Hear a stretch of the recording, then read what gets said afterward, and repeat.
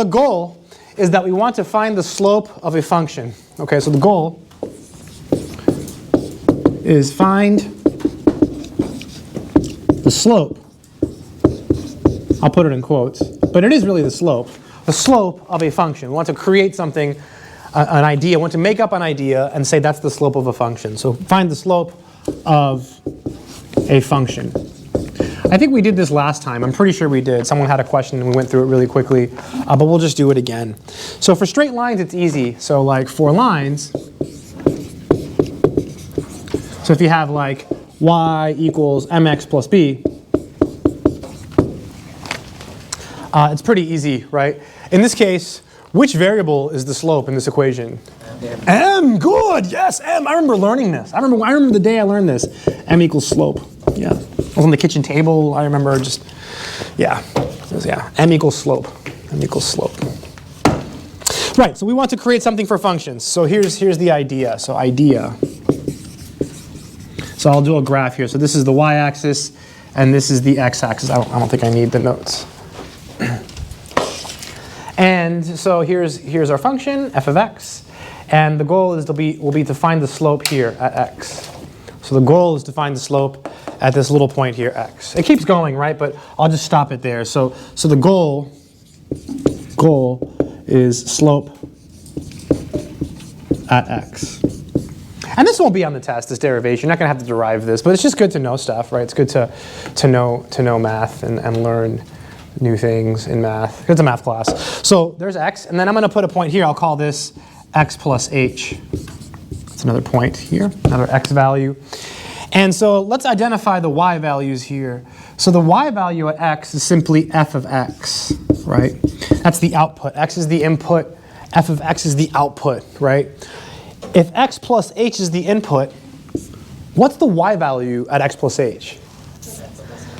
F of x plus h, yeah, good. That's really good. Yes, absolutely, right? The y value is just f of blah, whatever you plug in, right? That gives you the y value. So again, we're trying to find the slope at x. So what we do now is we draw a triangle, we connect these dots.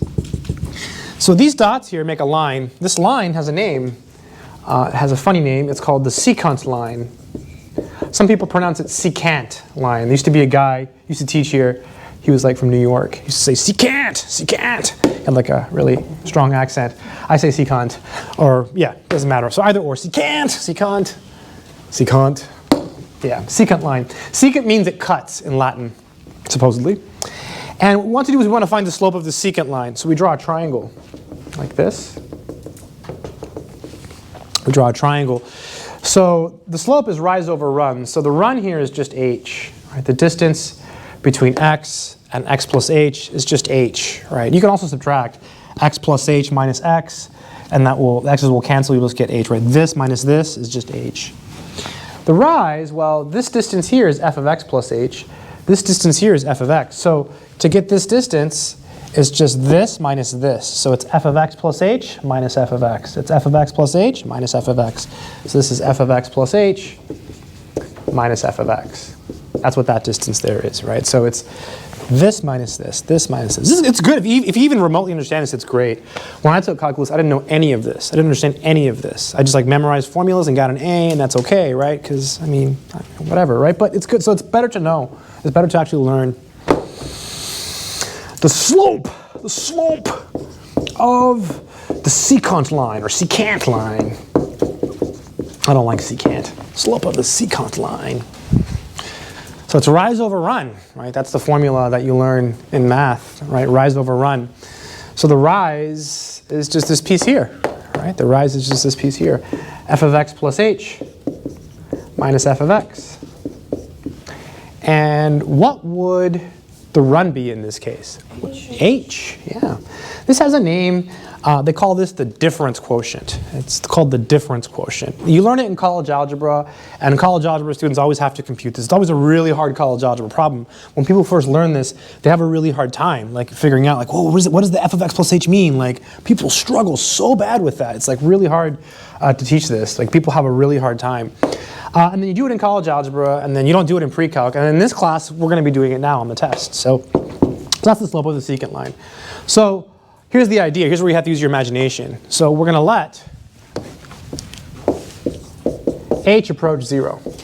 Right? We're going to take a limit. Right? That's what we talked about limits. Right? We talked about limits so we could do this. Right? So we could define the slope, which is a rate of change, which is it's a big deal in describing rates of change. When h goes to 0, this guy here goes this way, right? It goes this way, like this, right? It goes this way because h gets small. So this x plus h goes this way. That means over here, this dot is going to go towards me. It's going to go this way, right? So what's going to happen? Say it's here, you'll get another secant line. If it's here, you'll get another secant, right? You'll get another secant line. As the point moves, you get secant line, secant line, secant line, secant line, secant line, secant line, secant line, secant line, secant line, secant. You have infinitely many secant lines, right? So the secant lines will get really, really close to a line that just touches. This line is called the tangent line. So tangent line. So as h approaches 0, the secant lines approach a line called the tangent line. So the slopes of the secant lines approach the slope of the tangent line, right? So when h gets small, you have secant line, secant line, secant line, secant line, secant line, secant line, secant, and then it gets really close to the tangent line. Tangent means just touches, according to Wikipedia in Latin.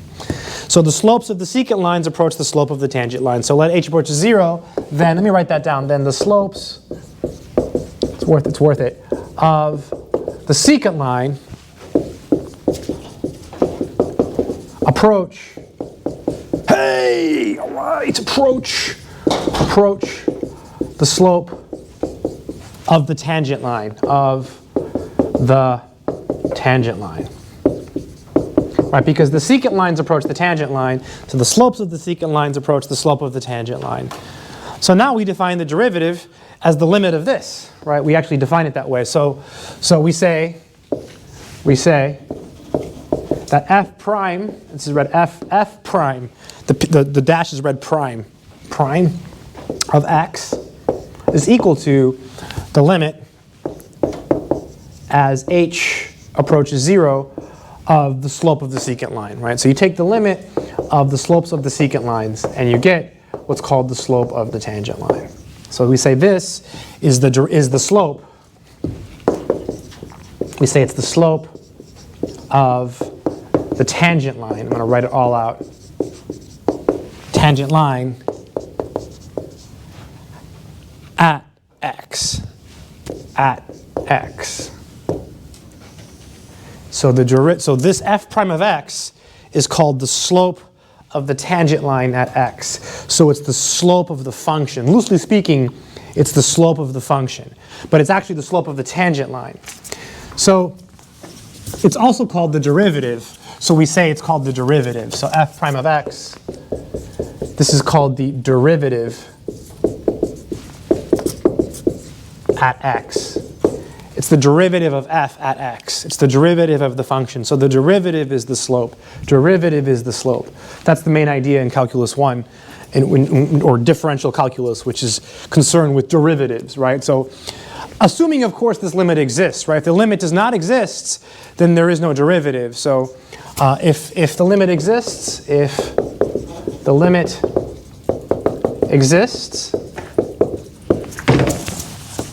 at x, let's be really pro here. If the limit exists at x, like at 2, at 3, at 4, at 5, at 6, at 7, at 9, x is a number, then we say the function is differentiable at x. So I mean, it's worth writing. Then we say f is differentiable at x. There's some conceptual questions in the homework. We'll do all of them today in class. Every single. They're really easy if you know how. It's like multiple choice, and they're fun. They're really it's kind of when you get them right, it's really fun. The green checks are great. So if the derivative exists, we say the function is differentiable. The derivative is the slope of the tangent line. Why is that important? If you have a function f and it describes temperature, like the temperature of this room, the derivative is how fast the temperature is changing. So if you turn the AC on, the derivative will tell you how fast the room is cooling down. If you turn the heat on, the derivative will tell you how fast the room is heating up, right? So derivatives can describe any rate of change in the world, right? If you have a function that describes something, the derivative of that function is the rate of change. It's used in finance. There's a class called Concepts of Calculus. You probably won't take that. But if you ever need an easy class for some reason, then you can take it, and it's free. You don't have to pay. Concepts of Calculus is the way to go, because you'll rock that class. Because it's like calculus for business majors, and you've already had calculus. So you'll be like the king in that class. Like, yeah. They do everything we do, but less. Right? But less. Like they spend a whole day on the product rule. A whole day on the quotient rule. Yeah. It's much slower. It's like 10 examples of the product rule. Oh, we don't know what that is yet. So, but we'll do it all in one day. So, fun. So that's the derivative. Any questions on the derivative, on the idea of the derivative? Oh, there's another formula. There's another formula. I forgot. So also, you also have this one, alternate or alternative. What's the right word? Does it matter? Alternate formula. I think, well, yeah, alternate formula. We're not going to use this one, but just in case, yeah, so it's f prime of c. This is equal to the limit as x approaches c of, and then it's f of x minus f of c over x minus c. Oh, over x minus c. Let me slow down. I lost a bunch of points in my morning class. Let me just, yeah. So that's, you don't need to use this. You could use this one on the test if you want to. No one ever does. So it's another formula. There's one homework problem where it's beneficial. That's a c, f of x minus f of c over x minus c. If you're wondering why we didn't use this one here, the picture's a little bit harder. I don't know. I don't like the picture. I mean, it's not that bad. It's similar, right? You have f of x minus f of c. It's just, I like explaining it this way. The book doesn't use h. They use delta x instead of h. So I like h because it's easier than delta x. What else? Oh, other notations for the derivative. I don't know if you know this, but probably not. So other notations. So other notations. So some other notations for the derivative. So something like, if you have something like, so if you have y equals f of x, so if you have that, there's a bunch of ways to write it, or a couple ways. So one way is the prime notation. You can write f prime of x. We saw that before. You can also write f prime and not put the of x. That just means that it's just a derivative function, right? So that just kind of implies it's true for all x when you see something like that. So typically you do this, though. You can do y prime. Again, just not putting the x. You can also do y prime of x by putting the x. And then the one that people really don't like is this one. It's dy dx. dy dx. dy dx. It's the same thing, dy dx. There's another way to write dy dx. I'll show you. If you have d dx of y. So what does this mean? This means you take the derivative with respect to x. X is the variable of y. So d dx by itself, it's an operator. It's called an operator. It's not a function, it's an operator. And it operates on this. The operation is derivative. So we'll learn that on the second test. Like you'll learn formulas, and it's really easy. Like you don't have to do it this way. So this is the same thing as dy dx. So if you see something like this, it just means take the derivative of whatever is here. It's called an operator. It's called an operator. We're not going to be using that today at all. This is not going to come up at all on your test or nothing. I think we're done. I think we just have to do some examples, like some homework problems and stuff. I have the homework here. I'm going to look and see if I can find something interesting to do. Let's see. Start off maybe like, well, I guess your test is Wednesday, right? So I guess we should do like stuff that you might see there. So let's see. So you'll definitely have a couple questions where you have to find the derivative using the definition. So let's do a couple of those first. Maybe like number 5 is a really good problem. So number 5, hey, what's up? Number 5 from the homework. Let's do that one. So number 5. So they give you a function. I already forgot what it was. Anyone have it up? I think it's 7 over x minus 5. Oh, thank you. 7 over x minus 5. Really good problem. So, redo this one when you're studying for the test. It's a pretty good one. And the question is to find the derivative using the definition. I feel like we did this one last time, but maybe that was a dream. Doesn't matter. Let's just do it again. So find the derivative using definition. So derivative using def. So that means use this, right? You can use this one too, but I like to use this one. It's usually easier. So, all right, so solution. So the goal is to just use this formula. So whenever you take a limit and you write the limit sign, you have to keep writing it every single time, right? So what I like to do is not write the limit sign. I just write this, clean it up, and then you reach the point where you can plug in 0, and then you write this. Okay. So let's just go ahead and start by writing this without the limit. Okay. So we have f of x plus h minus f of x all over h. That's a good first step. So it's a little slow. Ask some hard ones in the homework. Wow.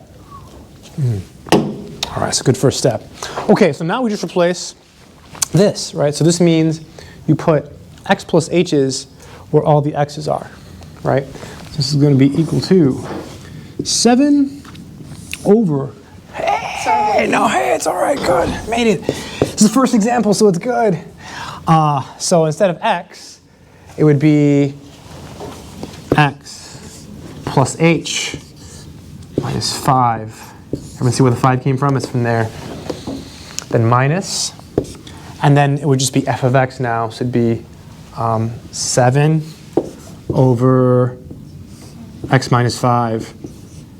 Is that it? What's missing? The over h. Yeah, please don't forget.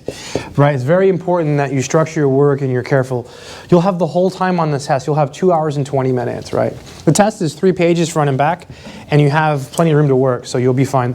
If people finish in 45 minutes, don't panic, right? Just, maybe they did bad, maybe they did good. So, but hey, welcome back. All right. Yuck.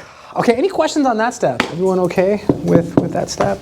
So first you replace all of the x's with x plus h.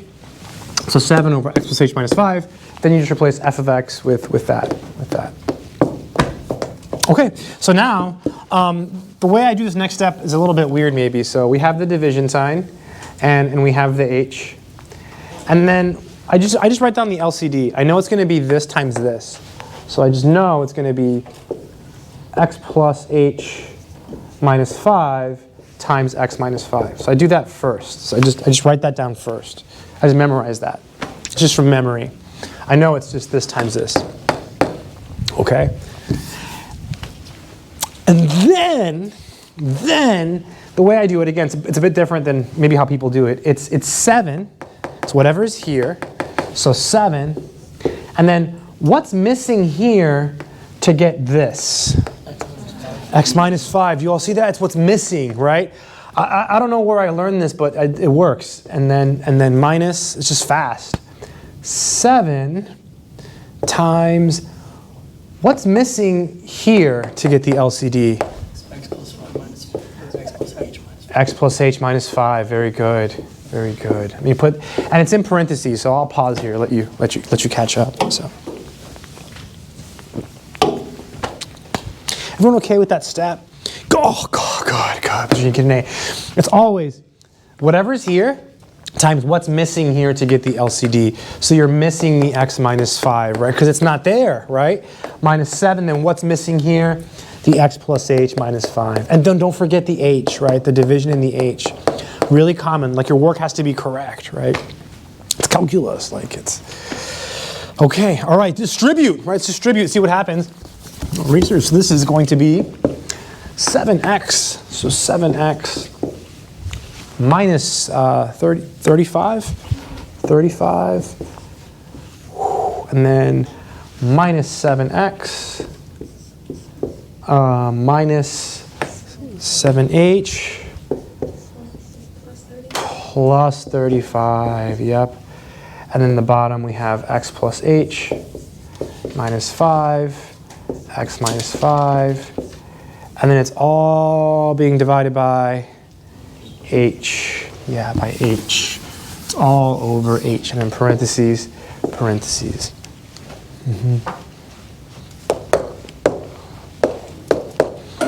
Whew, tough problem. Any questions so far in any of the steps? This is like a really good one. So redo, like when you're studying for your test, which is, feels like it's really soon, but it's not. You still have all today, you have tomorrow, like, you know. Just feels like it's, but it's next time, right? So it feels like there's pressure. Stuff should go away, I think. Let's see, the 7x's go away, yep. The 35s, yep, the 35s, they go away, right? So I'm just going to rewrite it again. Okay, so we have negative 7h over, then we have this x, the bottom piece.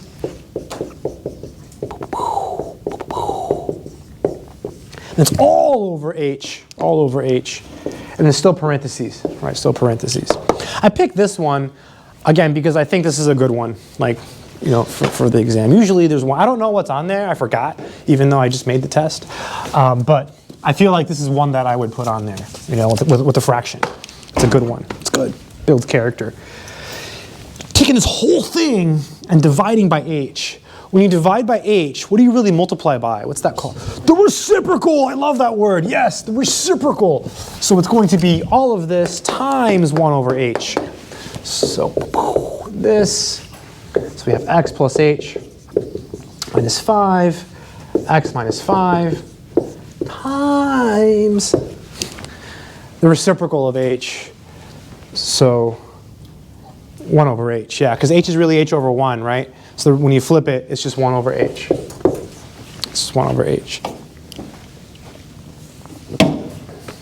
And these cancel. So we get negative 7, x plus h minus 5, x minus 5. So we're almost done, right? We're almost done. It's like the last step is just like a formality. It's just answering the actual question, right? So this is the slope of the secant line.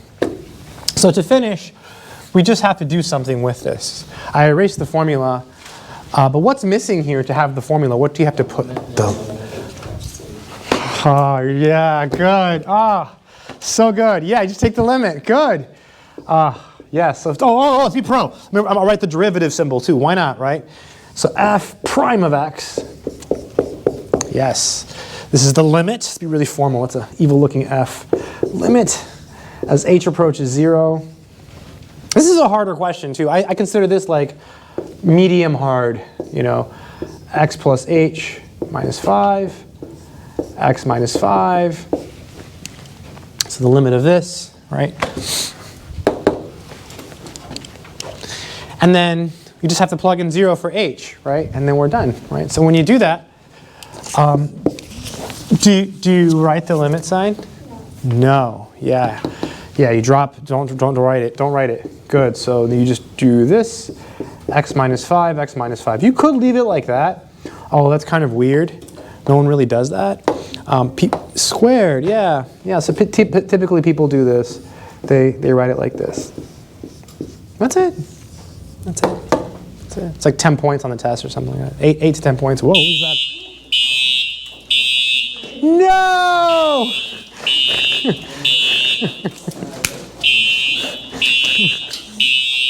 At least we finished the problem, right? We start by writing down the f of x plus h. So f of x plus h. I feel better after being outside. That was kind of fun. Minus f of x. What's that? It was hot. It was hot, really? Yeah. Where were you standing? Oh, in the sun. No, I stood under a large tree with, no, I'm kidding, flowers.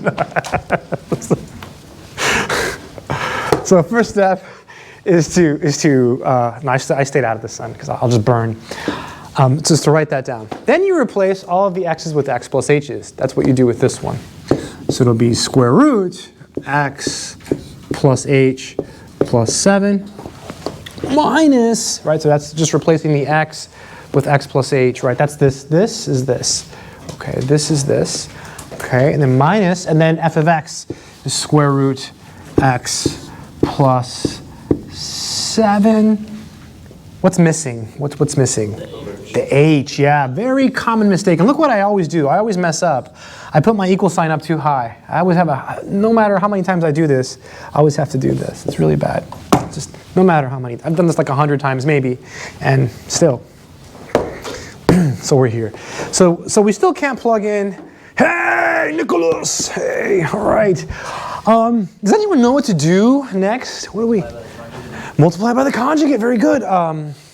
Aaron. Oh, you're Aaron. Okay. I was like, because never mind. Okay. You emailed me. I'm like, oh, who's this guy? Like, who's Aaron? And I thought he was Aaron, but that doesn't matter. Okay. So multiply by the conjugate. So square root x plus h plus 7 plus square root x plus 7 over, and then the same thing, right? Because you're basically multiplying by 1 in a really clever way. So square root x plus h plus 7 plus square root x plus 7. So we're here. So very important technique. We did this earlier too when we were taking limits. I think it was 1.3. I think we did this. So this might come up multiple times on the exam. I think it's one of the test topics too. Find limits by rationalizing. So this is like 2 test questions. It's awesome. It's so good. This is equal to. There is a formula, right? This is a minus b, a plus b, and that's going to be equal to a squared minus b squared. Good. It's a difference of squares, right? Super useful. So basically, you just square this piece so the square root goes away. So just x plus h plus 7. And then minus, and then you square this piece so it goes away. So parentheses x plus 7. I have a really bad habit of messing up here. I've messed up here before. So you have the h. I've forgotten this piece. It's happened to me when I take the test. Because I take the test with you, right? Because I have to, because I need the answers. So x plus h. So one mistake I make sometimes when I'm rushing through the test is I forget this part. So now I'm like kind of aware of it because I've made that mistake, you know.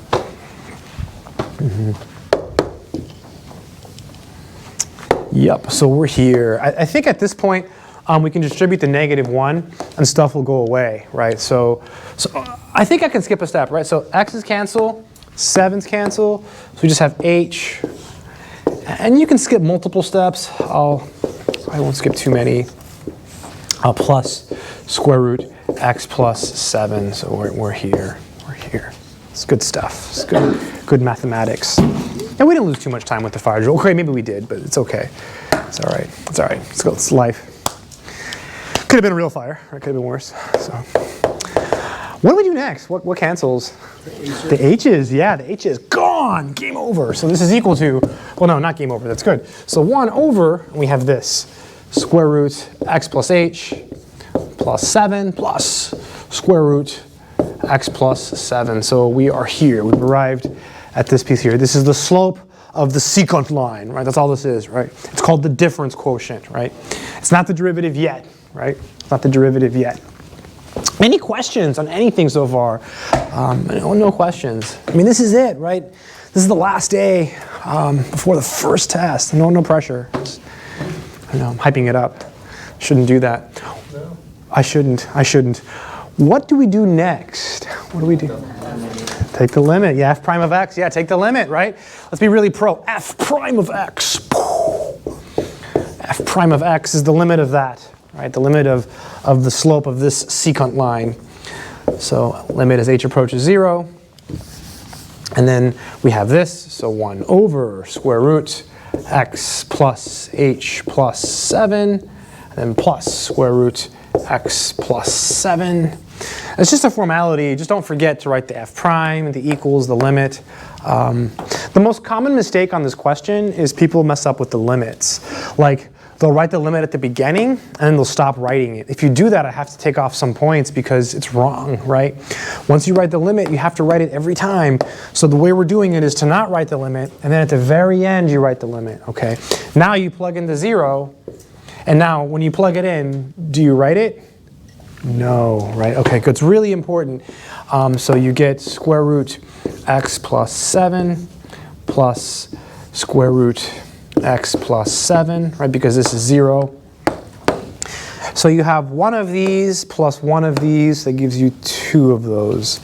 So it's just 1 over 2 square root x plus 7, and that would be the derivative, right? Because it's like blah plus blah is 2 blah, right? That's how I think of it. I don't think of blah though. I just think of that thing. This thing plus this thing is 2 of that thing. Yes? Outside the tutor guide, did the like product trick for that one? Yeah. That one like go faster? Yeah, that's the second test. You can check your work that way. Yeah. So what he's saying is that there's a faster way to do this using some other math, which we'll learn later, right? The formulas. Yeah. Yeah, this is the long way of doing it. This is like the tedious long way. When you learn the easy way, you'll be like, oh, why are we doing this? This is like the blah way. The short way, you can do this in like 2 minutes, the fast way. So. Yeah, since you asked, Jake, no. No. Austin? Very good, Austin. Really? Your name is Austin? Okay, no, it's good. Right, okay. Oh, there's an Austin in my other class. That's what it is. He sits over there. But yeah, he doesn't look like you, though. Okay. So the other way, this is going to seem kind of crazy, but I'll just show you. Who cares? So, other way. This might not make sense, but it's okay. It doesn't have to. Right? So the other way. Can we do the other way in the test? No, you can't. No, you gotta do it this way. It'll say using the definition. So this is the long way. This is the easy way. I know it's. You can check your work. Yeah. So basically, it requires a bunch of stuff we haven't learned. First of all, the power rule. I think we talked about it last time, right? Where you put this in front and subtract 1. So here, we did that, right? I think. Okay. So check this out. So now it's going to get a little more complicated. You have x plus 7 to a power. So you have to use what's called the chain rule. So what the chain rule says, that this is the inside piece, and then this whole thing is the outside. So you take the derivative of something to a power. So you put the 1/2 in the front. You leave the inside untouched. You subtract 1. 1/2 minus 1 is negative 1/2. Think of it as 1/2 minus 2/2, which is, you get really good at subtracting 1 in this class on the second test. You become like a master at it. Like you become a pro at subtracting 1. Like you become so good at it. Times, then you're supposed to multiply by the derivative of whatever is here. The inside function. The inside function is x plus 7. The derivative of x is 1. The derivative of 7 is 0. It's called the chain rule, and that's the answer. You can bring this downstairs, and it becomes a square root. Boom. So again, you don't have to master this. This is the second test. Your second test will have a bunch of this. One more. Why not? Since you asked. Say we had an easier example. Say we had x cubed plus 4 to the 6. Why not? Let's just have some fun, because we're supposed to learn stuff in school, college. I guess I was gonna say this is not school, but it is. It's just college. School sounds, college sounds more official. So now we have something to the 6th power, right? So put the 6 in the front. You leave the inside piece untouched. Just leave it alone. What number goes here? 5. Then times the 3x squared. Calculos! That's it. It's the chain rule. So basically, you multiply by the derivative of the. You're always using it. If you have like x to the 5, it's just 5x to the 4 times the derivative of x, which is 1, but you never write it.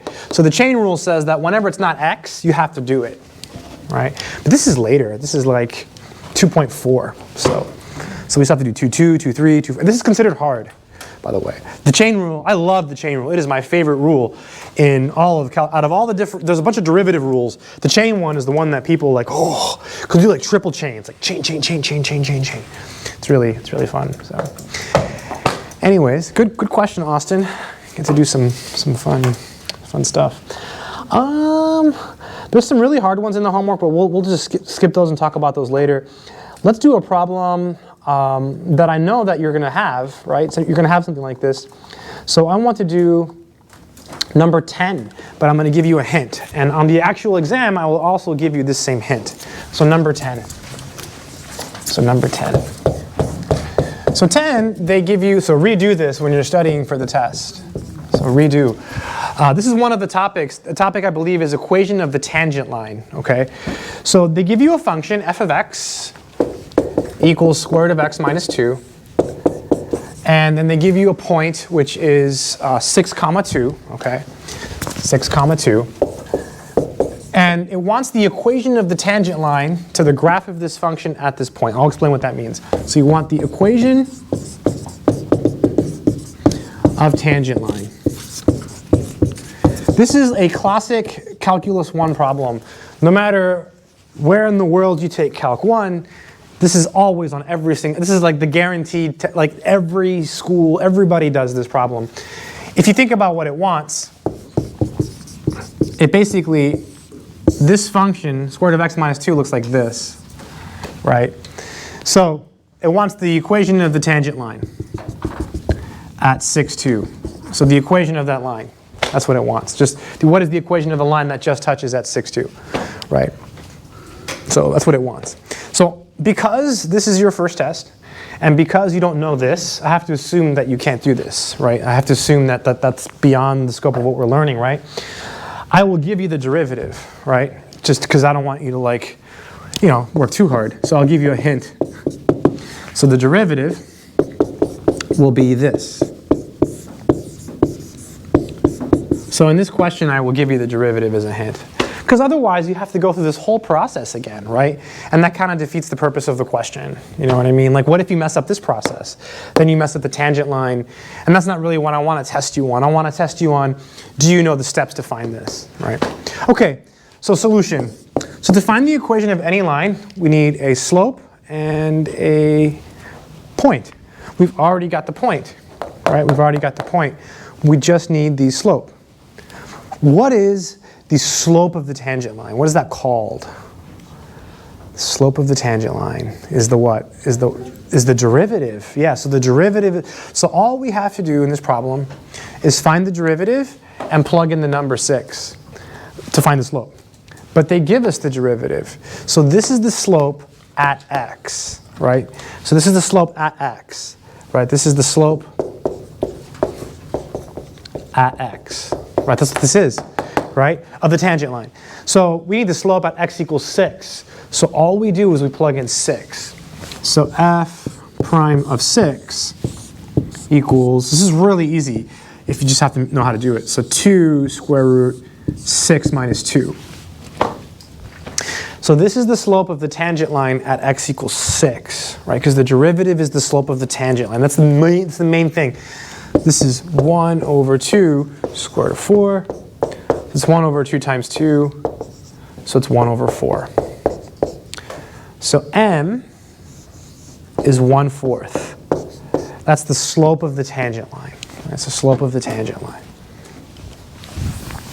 Okay, so main idea, right, is that the derivative is the slope of the function, or just the slope of the, more precisely, the slope of the tangent line. So now that you have the slope of the tangent line, you have a point and a slope, you just use this formula. So the formula is y minus y1 equals m. Do you all remember what goes here? Yep, x minus x1. You can use y equals mx plus b also, if you like. It's up to you. I like to use this one. I got into like this discussion once with this other teacher about it. He's like, oh, it's easier to use that y equals mx plus b. He was really passionate about it. And now I gave up. So just plug everything in, right? So this is x1, y1. Just plug it in. So it'll be y minus 2. Yeah, minus 2. Is that right? Minus 2. And then what was m? 1/4? Oh, there it is. 1/4. Thanks. I zoned out. 1/4. And then x minus 6. Yeah, it's over here. 6. I was thinking about something. I was thinking about that teacher. So x minus 6. Yeah, you can use y equals mx plus b, but it requires more work. I like this one. You just plug everything in, right? Almost done. Almost done. So step 1 in this problem, plug in the number to the slope, to function, the slope function. I just called it that. That's what it is, right? It's a function that produces slopes. You plug in x values, it spits out a slope. We plugged in 6, it gave us 1/4. Step 2, write the formula down, plug everything in. I guess we can distribute the 1/4. So we get y minus 2 equals, so 1/4 x minus, and then 1/4 times 6 is 3 over 2, 3 over 2, 3 over 2. And then you just have to add 2 to both sides, right? So when you're adding 2, you can think of it as 4 over 2, right? So that you can add these. So 4 over 2, so we'll have 4 over 2 minus 3 over 2 is just 1 over 2. Did I do that right? Yeah. 1 over 2, and that's it. That's the equation of the tangent line. That's it. So again, and I'll give you this hint on the test, mainly because I don't want you to, you'll have other questions where you have to do this, so yeah. It makes it easier on you too, right? You don't have to go through all of the whole procedure just to, so in the homework, you can use Wolfram alpha to find the derivatives if you wanted to. Like, you don't have to work all of these out, right? Just do enough to where you think you're ready for the test. I'm not going to put super hard ones on your exam. Like, I'm not going to give you, x to the 4th and have you do the derivative. So yeah. on the exam, are you going to be like, are there going to be questions asking for the derivative? Yeah, 2. 2, where you use the definition. But there'll be easier ones. Like I won't give you stuff like this, x to the 4th plus x cubed, and say find the derivative using the definition. Like, no, they'll be like the ones we're doing. Probably 2, like A and B. I think they're 10 points each. So equation of tangent line, you'll have this, right? So you just plug in the 6, that gives you the slope, and then you use this formula, and then you're good. Then you're good. Yes. Would you also ask like the part B of that question? Thank you so much. Oh, what is your name? Sarah? Thank you, Sarah. No, I will not. So part B of that question wants the graph of the function. So it wants you to graph the tangent line and the function. Thank you, Sarah. No, I will not ask that. But it's multiple choice, right? So yeah. So it's multiple choice in the homework. You can put it in your calculator or just guess. You have 30 tries, so 4 choices. So, yeah, I would have deleted that part, but. So yeah, I will not ask you to graph. Yeah, good question. Good question. Let's do a harder question. Let's do something tough. We have time. We should do it. I think, man, this is calculus. You're supposed to do some harder problems. Number 12. Let's do it. Number 12. 12 is pretty tough. 12 is tough. 12. So number 12, they give us a function, f of x equals x cubed. This is really hard. This is like honors calculus level. Like if this was on your test and like you had never seen it, it would be really tough to figure out. Like this blows people away. And we have this line, 12x minus y plus 5 equals 0. And I think the question says find the equation of the line. Oh wow, okay, so it wants the equation of the line. So equation of line tangent to f of x equals x cubed and parallel to this line. And parallel to the line. That's pretty tough. That's pretty tough. Some of these can be really hard, these harder questions. This one's pretty tough, but we should be able to do it. And there's 2 answers, so I think it should say lines, plural, right? There's 2 lines that are tangent to this function and parallel to this line. So I'll show you what they look like, because I've done this before, but x cubed looks like this, right? I forgot what this line looks like. I'd have to think about it. What's that? Oh. Yeah, y equals 12x minus 5. Yeah, if you solve for y, it would get, well, oh, y equals, oh yeah. Good. Yeah, you just add the y over. Smart. I was like subtracting this and subtracting this, and then, yeah, okay. So, smart. Yeah, so if you solve for y, you would get that. That's beneficial to do, actually. So when you plug in 0, you're at 5. So you're up over here. So it probably looks Something like this, I don't know, something like this, right? And then so you want the equations of the line that are tangent to this and parallel to this. So they're going to look something like this, right? These will be the answers, right? Because they're parallel to this line. You don't have to draw the picture though, right? You can just do it without the picture. So you need the lines that are tangent to this and parallel to this. So solution. So what do we know about parallel lines? They have the same what? Do you remember? Same slope. Yeah, so parallel lines have the same slope. So we start with that. So what is the slope of this line up here? 12. Yeah, very good. So, it's already really cool. Like, this is a great problem. So the slope of this line is 12, right? What is the slope of the function? What is that called? The derivative. So the derivative is the slope of the function. But the derivative should be equal to the slope of the line, because they're parallel, right? The tangent line has to be parallel to this line. So the tangent line has to have the same slope as this line. So the tangent line has to have a slope of 12. Therefore, the derivative must be 12. So you take, you need a hint here. We're going to cheat here, I'm sorry. So we're going to use some things that we are not supposed to use. Thanks, Austin, for asking, because this helps us. You saved the day. When you take this derivative, you bring the 3 down. So you get 3x squared. So again, on a test, I would give you this, right? Otherwise, you got to do it the long way. It's like no fun, right? You have an x cubed. That's Pascal's triangle. It's no fun. And so what does this have to be equal to in this problem? 12, right? Because the tangent line is parallel to this line. So the tangent line has to have the same slope as this line. So the tangent line must have a slope of 12. This is the slope of the tangent line, and it must be equal to 12. So now you can use this to solve for x. So x squared is equal to 4. It's a really beautiful problem. And then when you take the square root, what do you get? A plus or minus. Yeah, really important. You get a plus or minus 2. That always happens when you take the square root of a variable squared, okay? You always get a plus or minus, okay, always. If you just have the square root of 4, that's 2, okay? That's 2. But if you have x squared equals 4, you do get a plus or minus. Any questions so far? Yeah, Logan. Why do we do that? Why do we do what? The x squared equals 4. Because we're trying to solve for x, I guess. I mean, what else can we do, right? Oh. Yeah, so why do we do this? So we have the slope equal to 12. It's like the only thing we can do now is maybe solve for x. Yeah. And what happens, that's a good question, why do we do this? So now we have the x values.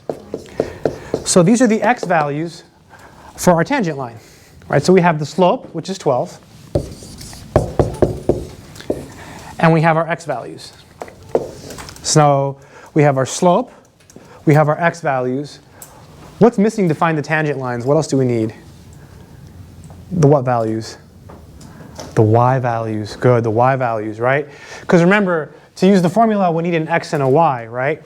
So again, the tangent line is parallel to this, so the tangent line must have a slope of 12. So you set these equal to each other. Logan had a really good question. Why do we do this? Well, at this point, we have the slope, right? So we just need the points. So to find the points, we have to find the x's and the y's, right? So we divide by 3, we find the x's. Now that we have the x's, we can find the y's. So we do each one individually. It's not that bad. So when x is 2, we'll get a tangent line, right? So when x is 2, we have to find the y value of the tangent line. So we plug it into the function, right? Because if you think about the picture, the function and the tangent line share a point, right? They share a y value. So you take this and you plug it into the original function to get the y value. So f of 2 is 2 cubed, which is 8. 8. So I'm going to write it as an ordered pair. So the ordered pair here is x, comma, y. Right, so it'd be 2, comma, 8. 2, comma, 8. 2, comma, 8. So this is our x1. This is our y1. And so now you use your formula, right, your point slope formula. It's called point slope because it has a point in a slope. Right, there's the point slope formula. Right, it's the point slope formula. I have to know that because I teach college algebra, so I have to know why it's called, so I don't forget it. right? Because there's slope-intercept and point-slope. You were in my class, yeah. Because this one, just extra life knowledge, this one's called the slope-intercept formula, right? Because it's got a slope and an intercept. Yeah. Point, slope. Just in case you didn't know that, but yeah. So, all right, so plug everything in. So y minus y1, which is 8. And then m is 12. Then we have x minus the number 2. Minus the number 2. Minus the number 2. All right, let's keep going. So we have y minus 8. We have 12x. 12x. 12 times 2, 24. 24. And then we add 8. Add 8, so plus 8. Plus 8. So we get y equals, is it 16? Okay, that's it. Thank God for calculator. Yeah, you can, don't forget your calculator. It helps, I guess. Yeah. The homework accepts it without you distributing the slope. Are you going to want that on the exam? Yeah, please. Yeah. Thank you. Good question.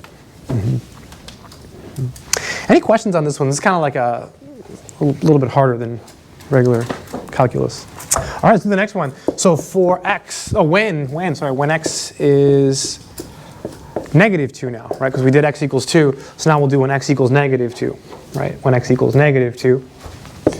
And then we just go back to the original one, right? We plug it in here. So f of negative 2.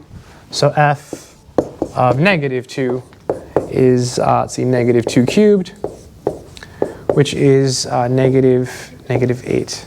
Negative 8. So I'm going to write the ordered pair again, just as a formality. So it's x comma y. So it's negative 2 comma negative 8. And that's our x1, y1. I forgot this was in the homework. Like I saw it and I'm like, oh wow. Like I think this might be the hardest one. I mean, there's some that are more annoying, but we'll talk about those. This is like conceptually, this is probably the hardest one in the homework. Then we use our formula again. So y minus y1 is m x minus x1. M x minus x1.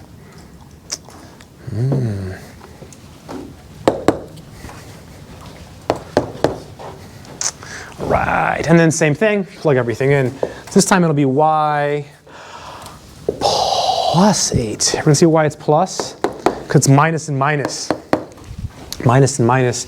And then here we have m. M was, what was m? 12. 12, yeah, 12.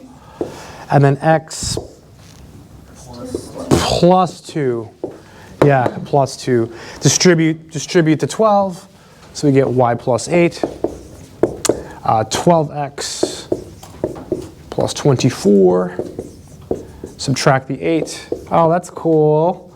12x plus 16. They're almost the same, right? It's minus 16 and plus 16. Yeah. I don't know. I think so, but I don't know. I don't want to say anything. I mean, I should know that, right? So I want to say yes, but I don't know, right?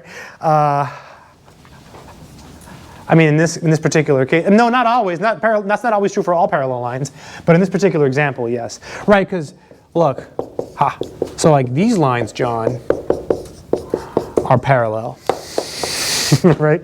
So they just have different y-intercepts. It's just kind of cool here because the intercepts are opposites, right? That's kind of unique. It's kind of cool.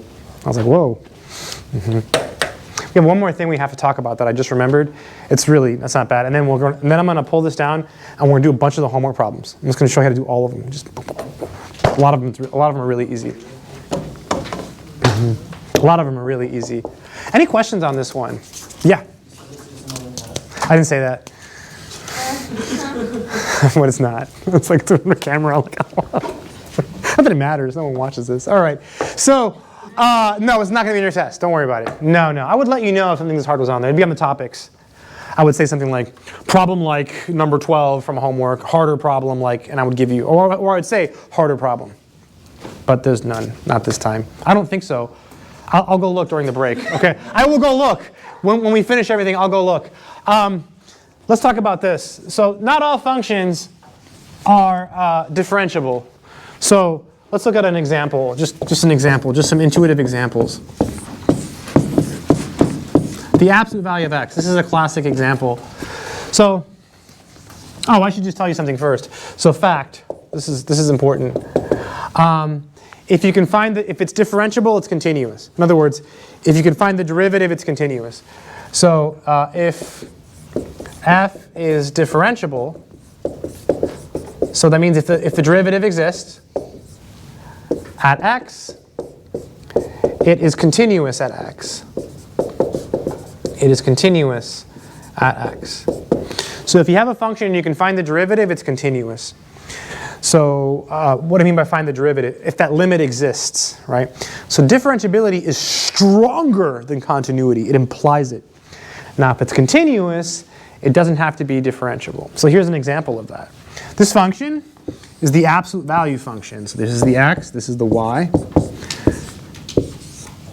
Does anyone know what it looks like, what shape it has? A V! Yes, it looks like a V. I remember when I learned this. Like I remember what I was doing. Yes, it looks like a V. It looks like a V. Yes, I got it wrong on a test, and I was in the bathroom washing my hands, and there was this guy there, and he goes, how'd you do? And I said, oh, I forgot what the absolute value function looks like. And he said, oh, it looks like a V. And I'm like, oh. And he said, don't worry, C's get degrees. And I walked away. So yeah. And I remember that. Like, I remember the guy. He was really tall. He was a really funny guy. But it's a V, and I'll never forget because I got it wrong. So the absolute value function looks like a V, right? It looks like a V. Yeah, I left it blank on the test or something. I don't know what I did, but I got it wrong. So it looks like a V. I forgot that it was a V, right? Like, okay. So obviously it's continuous everywhere, right? There's no holes or breaks. So continuous for all x. To be really pro. Like, for all x, right? For every single x, there's no holes, there's no breaks. It turns out, whenever you have a sharp edge, not differentiable there. So sharp edges, game over, not differentiable. I'm going to explain why. First, let me write that down. So not differentiable at x equals 0. And if you want to think about why, the easy way to think about it is just say sharp edges. You're not allowed to have sharp edges. Sharp edges, game over. So can't have a sharp edge. So like this is, well, so like aside. So like this would be not differentiable also. So like those things in the hospital movies. What is that you see? What is that called? What is it? EKG. Yeah, you see them in the ECG. It's one of those things in the hospital, in the machines, right? Not differentiable, not differentiable, not differentiable, not differentiable. So all of these places, all of these sharp edges, not differentiable. So not diff at sharp edges. So you can't have sharp edges.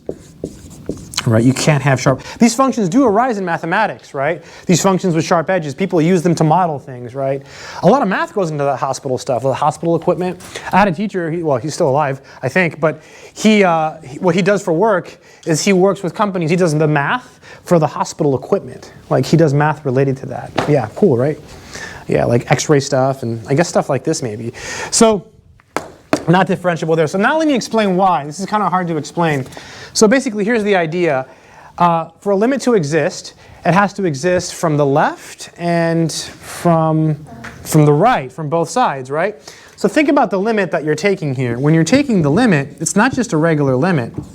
It's this. I'm going to hand wave it. I'm not going to like completely justify it.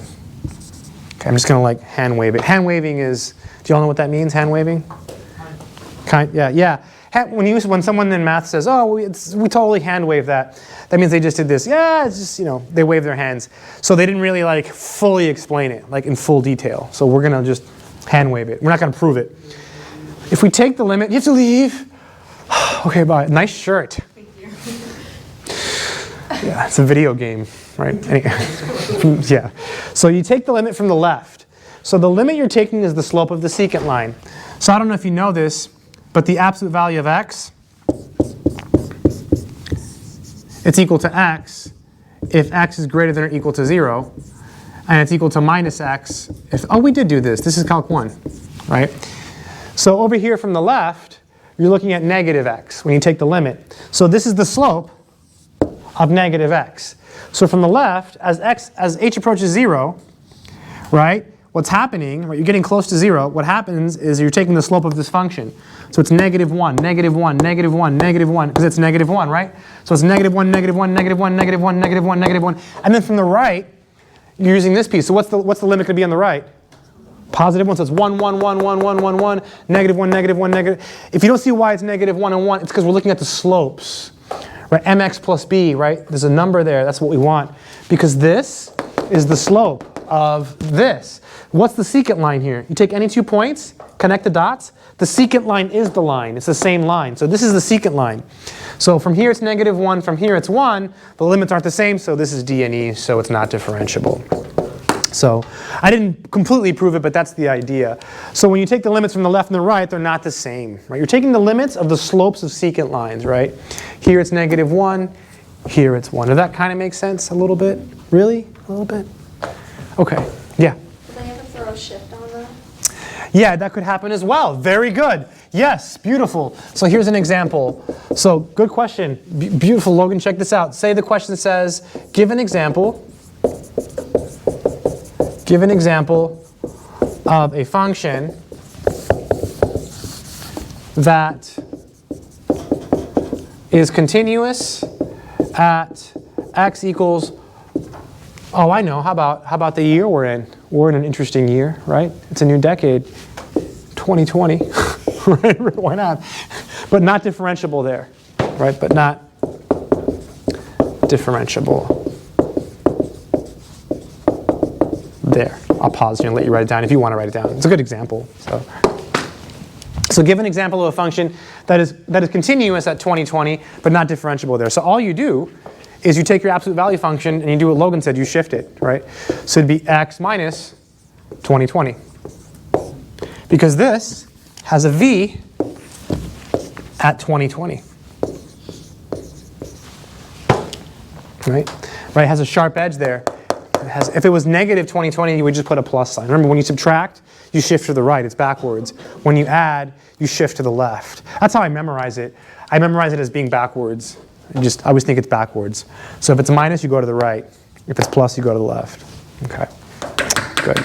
Another example, another answer to this, another example of a function like the absolute value function is this one. One more. Any questions on this? Check this one out. This one's kind of weird. It's x to the 2/3. This is an interesting function. X to the 2/3. This function is very strange. It looks like this. Here's the y-axis. Here's the x-axis. So x, y. And this function looks like this.